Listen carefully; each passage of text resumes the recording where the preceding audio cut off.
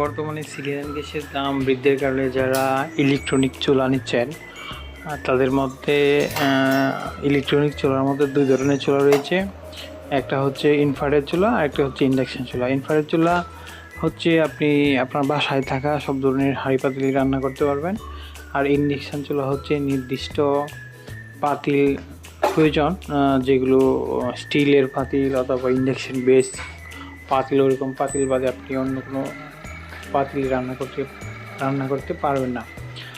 আর অনেকেই চুলা কিনতে যে এখন বর্তমানে ইলেকট্রনিক চুলার মধ্যে ইন্ডাকশন চুলাটাই সবার শীর্ষে, কারণ এটা খুবই বিদ্যুৎ সাশ্রয়,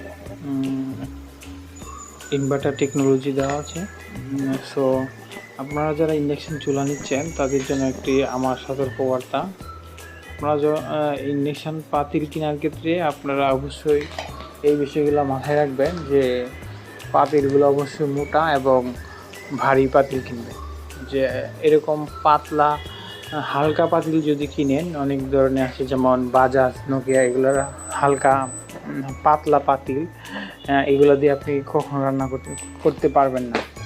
হেমকোর মতো আমার দেখার মধ্যে হেমকো বা অনেক ভালো সিএমের পাতিল আছে, ওইগুলো আপনি রান্না করার জন্য নেবেন। তো আপনার পাতিল কেনাটা